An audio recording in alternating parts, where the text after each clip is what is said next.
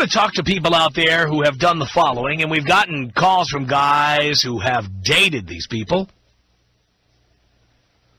But I'm curious how many of them have turned into soccer moms, scout troop leaders, members of the PTA,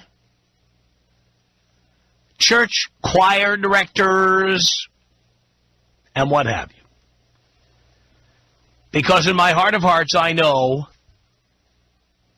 that there's a lot of people out like this out there floating around. I'm wondering how many of you have married a hooker or a stripper.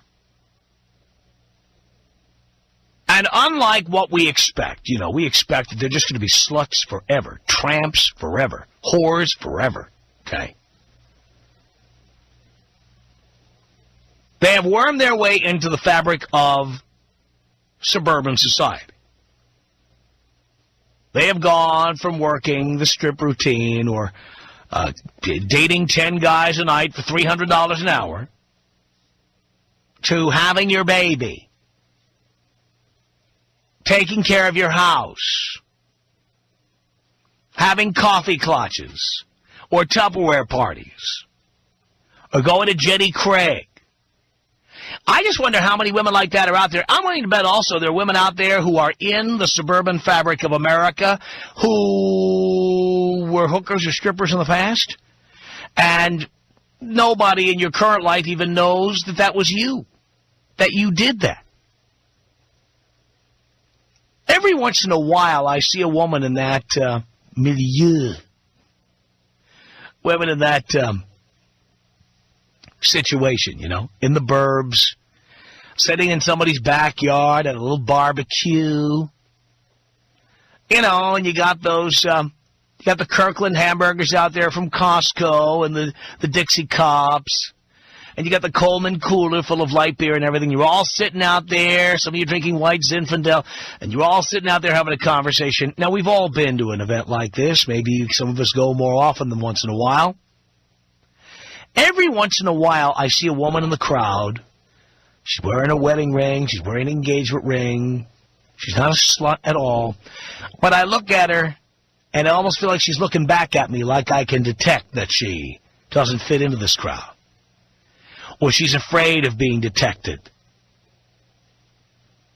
Because I got to believe there are people out there right now who used to do that. And now nobody has any idea they did it. Strip clubs have become ubiquitous. I mean, who hasn't been with a stripper? I once dated a stripper, but you want to know something? She was not primarily a stripper.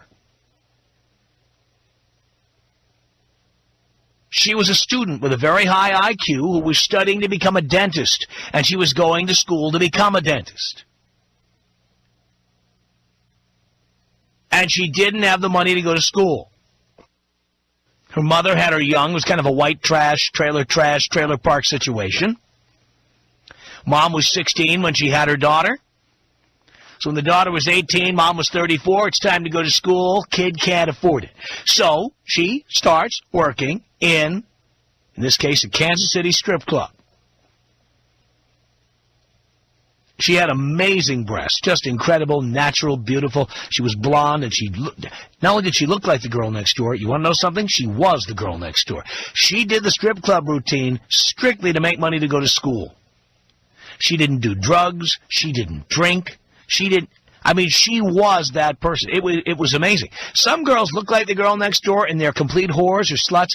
This girl was the girl next door who had to strip to make money and did not want any part of the rest of the life. She didn't have an abusive boyfriend or a pimp or any of that stuff. Didn't do any lap dances. She was just out there on the pole every night, took her money and left. That was it. Once she graduated from dental school, she stopped stripping. She was done. Somewhere out there, there's a woman who's a dentist. She's blonde and has amazing breasts. And it looks like she simply, grew up in a normal suburban neighborhood, or you wouldn't imagine she grew up in a trailer park.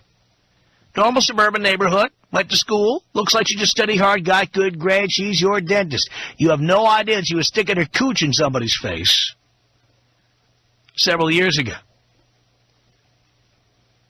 And that's what I'm interested in.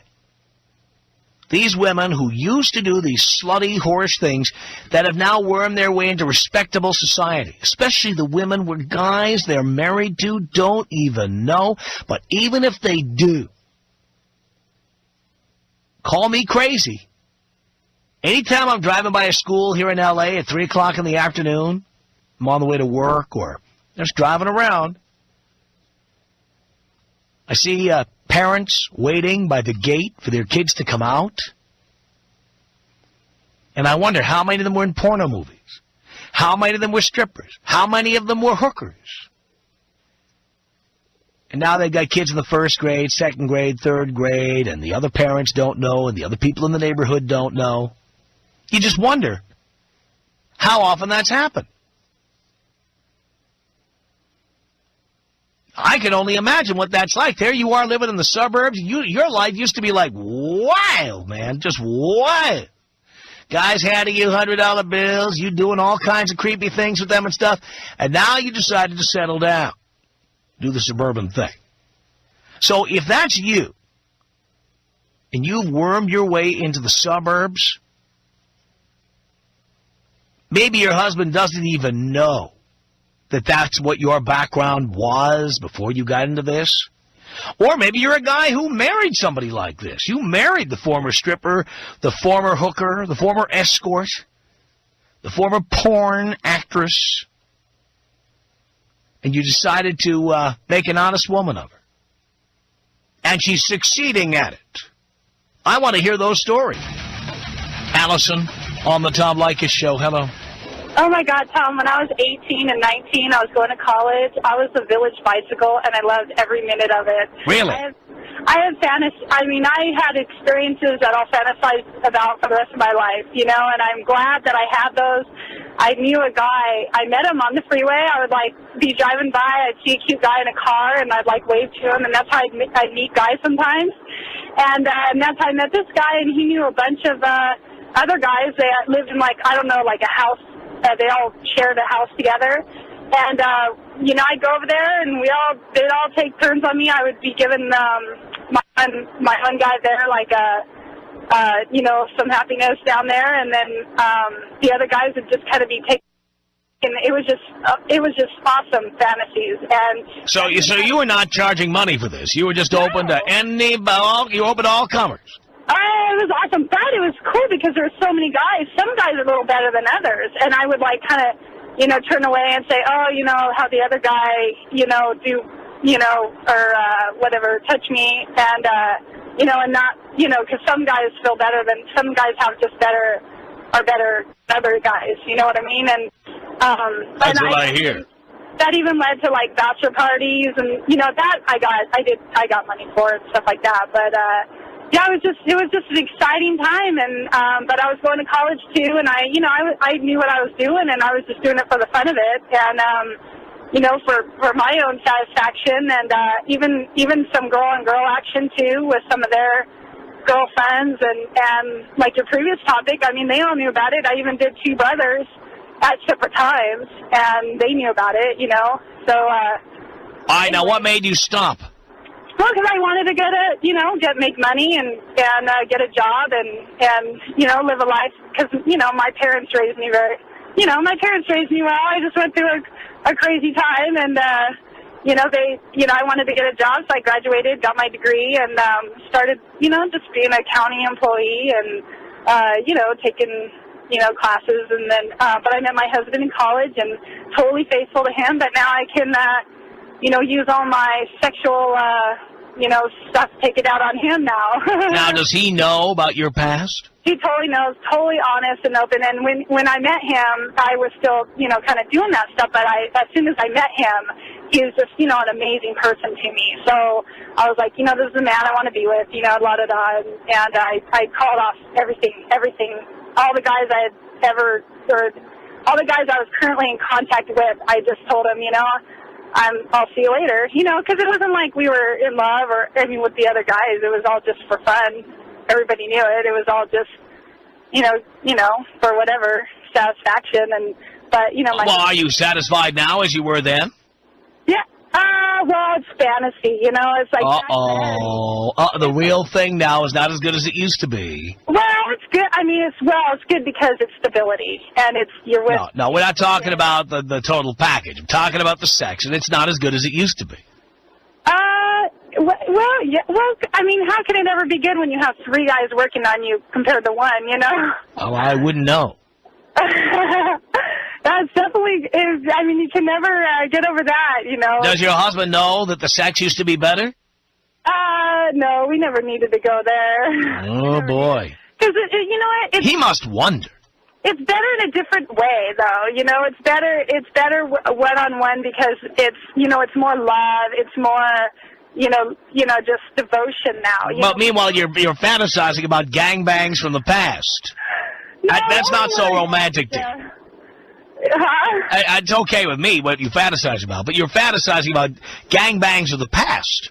I think about it. I still do, and, you know, I mean, who doesn't, though? Who doesn't? I don't know. You're talking about all this love and romance, but in reality, you're fantasizing about 3 guys working on you. But that's okay, though, because everybody fantasizes about, you know, things they read in magazines or their old experiences or whatever. So, but it was 10 years ago. You know? I think everybody does it when their current sex life isn't as good as it used to be.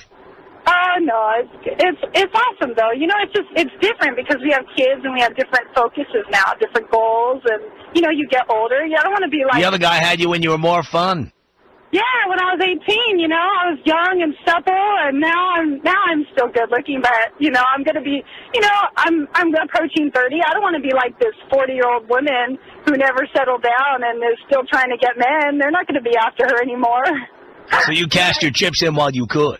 Yeah, you get satisfaction. Well, I met my husband when I was 20. I mean, it's not like, I mean... Were you still gangbanging at that time?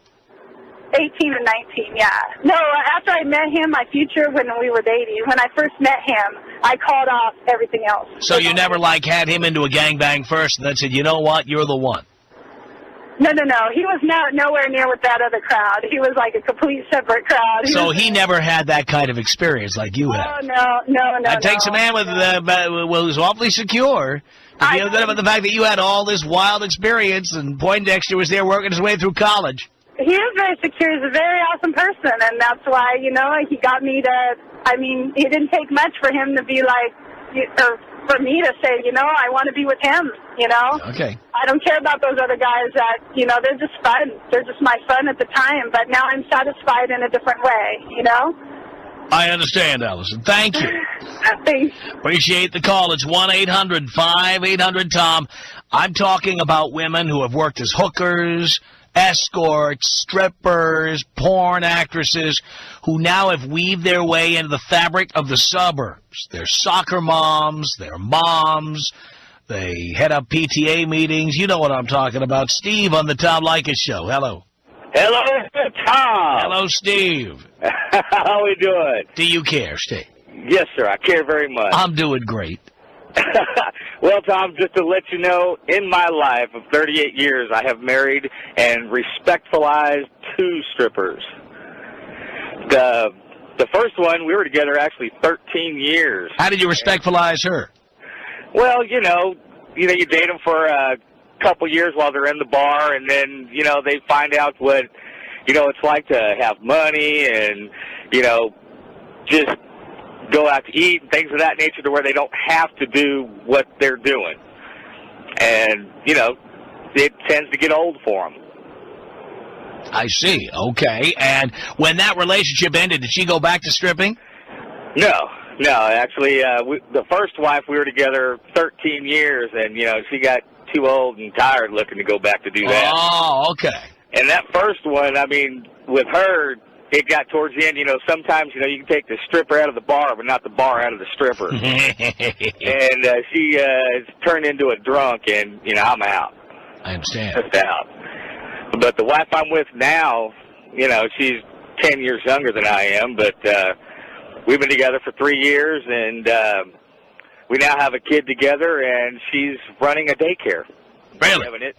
We have an in-home daycare. And you know her past? Oh, yes. I mean, the swinging and everything, you bet. Wow. And do the other parents at the daycare know who's taking care of their kids?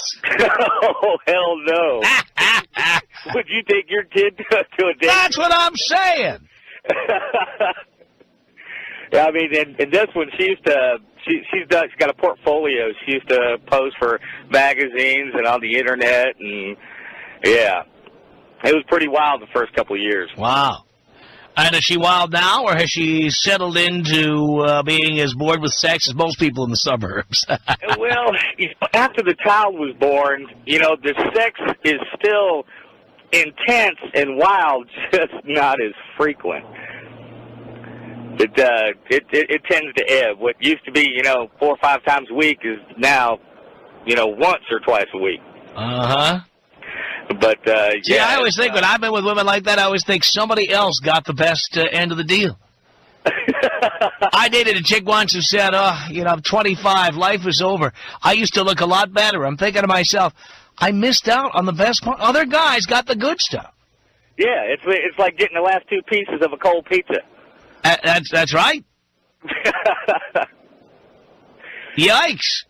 Yeah, and, exactly the thing that you were talking about, if you knew that the person you were taking your child to had this particular past, and by no means does somebody else's past really reflect on what they are now, because, they've grown into something else and have different priorities, but still that past would overhang and your business would be shot. No doubt about that, Steve. Thank you for the call. 1-800-5800-TOM is our telephone number. Denise on the Tom Leykis Show. Hello. Hello. Hi. Hi. I'm calling because I was a hooker, and I used to book my own jobs when I was going to school in order to pay for my school and pay for my law school.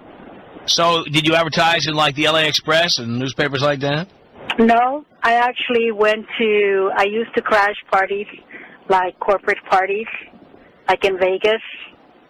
And so I used to go up there because I knew that the law, for prostitution would be, I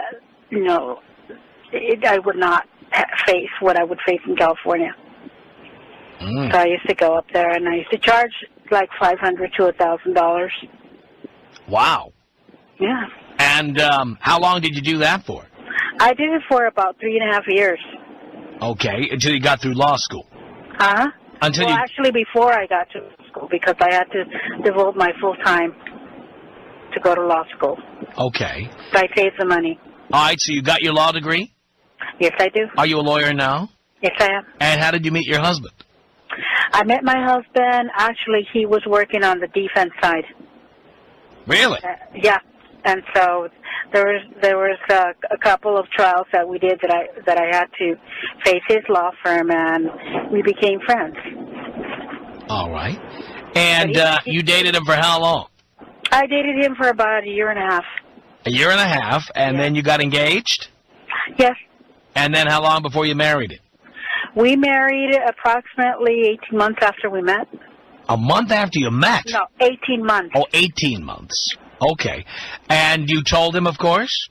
No. You didn't tell him? No, I didn't tell him. No. I wouldn't tell him. Aren't you worried he might find out? Yes. Why wouldn't you tell him? Because it's very different for a man to when he meets you and you take care of your reputation. Like I've taken care of cleaning up my reputation after I was whoring around for all those years. And I've worked very hard. And once you establish that, it's just like when you do that, it's like you're going and having a double life. And then you get one day to the point that, you have to decide what you want to do or where do you want to go. Right. But is it possible you and your husband could be walking through an airport or somewhere and run into somebody who paid you $500 once? Yes. And what will you do if that happens? I'll deny it. You'll deny it. And do you have children with him? Yes, I do. I have one child. How old? She's 1.5 years old. 1.5 years old. Wow. Now, how far away are you from where you were hooking? Well, I'm in Marinaville, right? Right, and where was this? Vegas you were? Vegas. Vegas. We in L.A. go to Vegas all the time. Well, yeah. I mean, you could meet anybody that you might have been with. And what if you met 2 people or 3 people? You know, when I was doing that, it was just like a job. I didn't care about the faces. I didn't care. All I cared about is, you know, the time that was put in, I charged, and I left. It was a job. Right. But when you say that, if you really felt that way, you'd tell that to your husband, wouldn't you? No. Why not? No. Because he you know, it's you know, I don't want to take a chance. It would probably ruin my marriage. Well, that maybe the time to tell him was before you committed to marry him, right? Did you think about telling him? Yes. And what made you? He comes from a very conservative and very well, his background is conservative. So this time bomb is ticking all the time. Oh yeah, I have like a tail that I know one day I'm gonna have to pay for it. I mean, isn't it possible one day, for example, the IRS would audit you? I was just audited by the IRS, by the way, so I know about this. And you'd have to explain where all this income came from? Well, yeah, but I used to pay cash. For everything? I used my credit card. So you didn't have a bank account? Huh? You did not have a bank account? When I used to get checks, I used to go directly to the bank. Yeah, I know, but those checks are out there somewhere in the file. They're out there. Cancel checks. Yeah. With your name on them. Yeah. The IRS could one day come down and say, oh, just like they just did to me. They just did this. I just finished an audit with the IRS. Thank God they didn't find anything because there was nothing to find, but they checked. And I brought in piles and piles and piles of paper to prove that I didn't cheat, and I didn't. But you know what? How far back did they go with you? 3 years? They can go, here's the thing. If they find a mistake, they can go back as far as they want. Back as far as 7 years.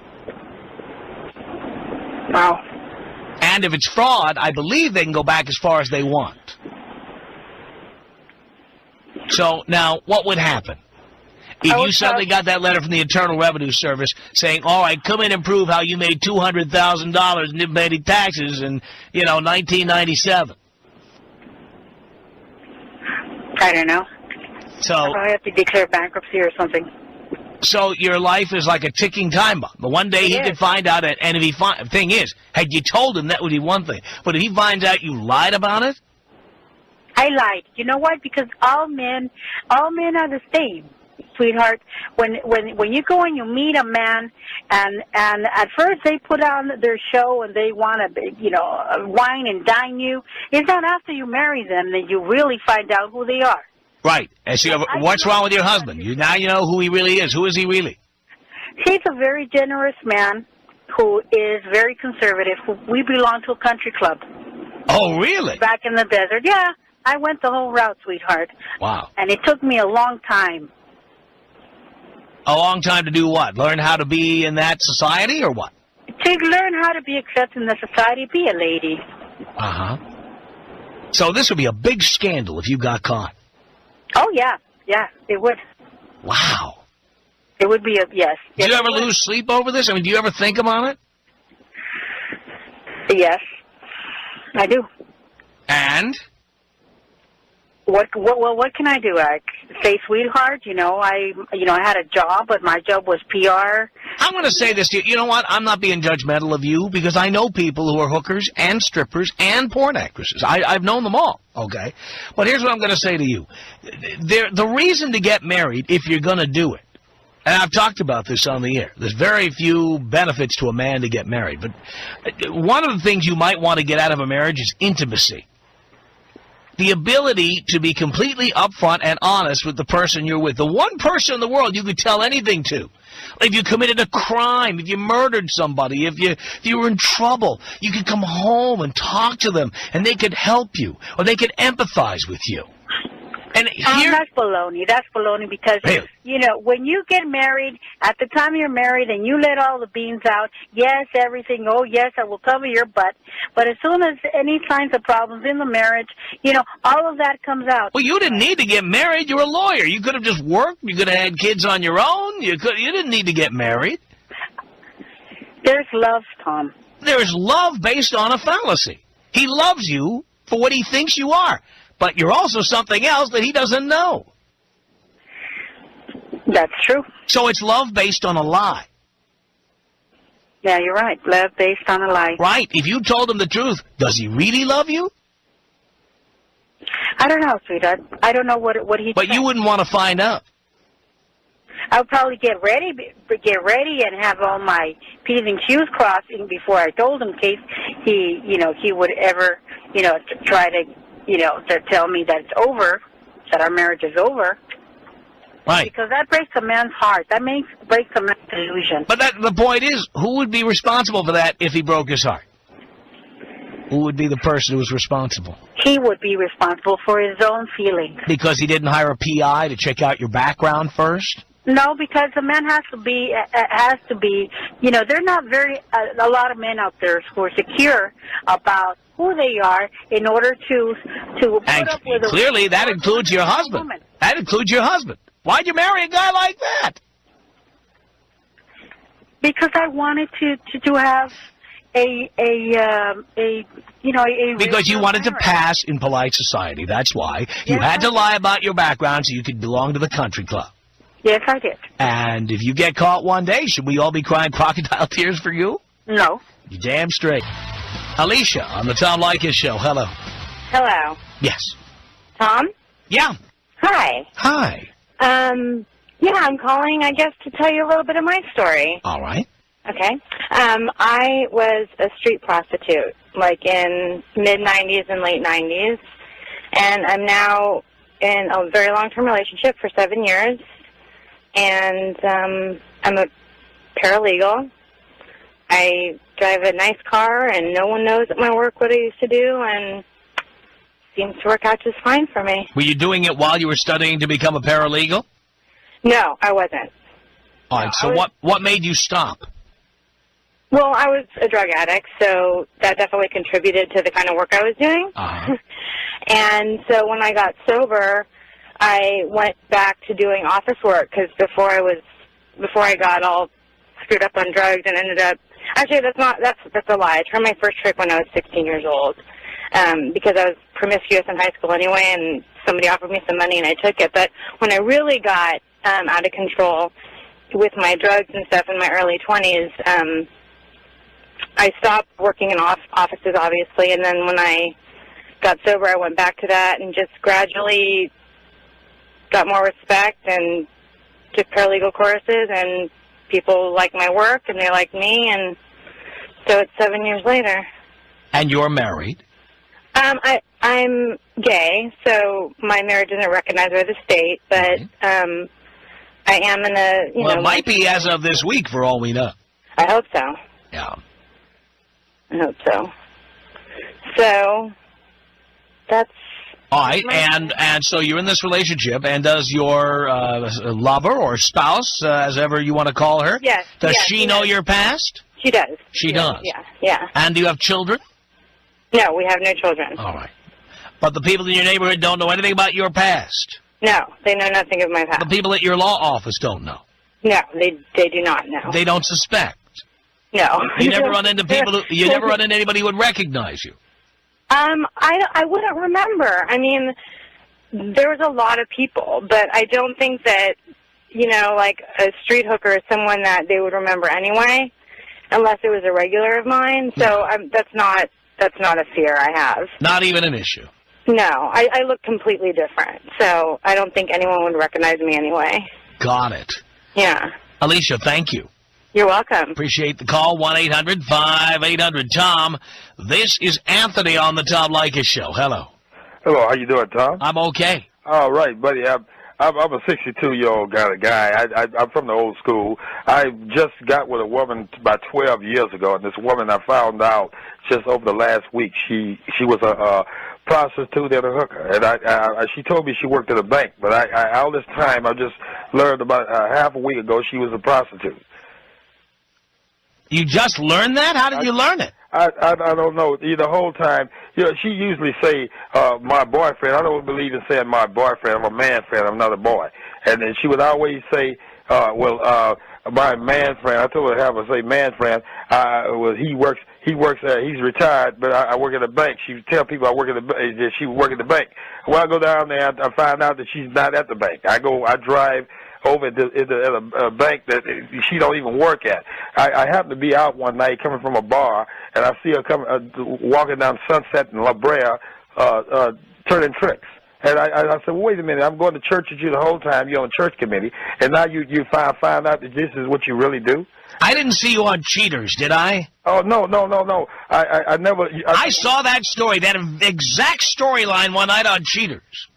Something like that? No, I never... You know what? I always use that word cheaters. I never use that word cheat because that's when you're taking a test in school. I usually call it messing around. And the thing is, it's something that I wanted to ask you. Is it okay? Is what okay? If I wanted to ask you one question, Tom. Yeah, go ahead. All right. It's something that I don't understand. Don't get mad at me. I'm one of your fondest listeners. But I just want to know one thing. I hear you always say, you always say married, and I know you said several times you atheist, you're an atheist. I said, well, how you say you believe in marriage if you don't believe in God? Because he said something about God, and I just wanted to say that. How can you believe in marriage if you don't believe in God? Yeah, who said I believe in marriage? Shantae, hello. Hi, Tom. Hi. Hi, it's actually my first time calling in, and I was listening to you because a coworker got me listening to you. His name is Mark from one of his friends named Camacho. But I was actually calling about the subject for tonight about the strippers and stuff. Yeah. And, first thing I want to say is that strippers, actually, they don't like to be called strippers. They like to be called dancers. I know that's what they like, but, I also know that people like to call taxes revenue enhancement, and I know that people like to call sanitation men, garbage men, sanitation engineers. Housewives like to be called domestic engineers, but, dancers are the Bolshoi ballet, okay? Yes. Strippers take their clothes off and slide down a pole. That's okay. And they don't do a lot of dancing. Okay, but see, I actually was a dancer, and I myself don't like being called a stripper. Well, I don't know any strippers who like being called dancers, but I believe in telling the truth. Okay. How much dancing did you do? I actually danced for like a year and a half. No, I mean, when you were actually performing, how much of it was dancing? How much? Yeah, how much of it was shoving your cooch in some guy's face? Not much of it. I was actually a stage dancer. I see. So I had bars and poles and all that, so no one could actually... You can't dance on a pole. Your feet have to be touching the ground to be dancing. Okay, then. We'll go with stripper. That's good. I like that. Our email address is my name. It's Tom at blowmeuptom.com. The Tom Leykis Show.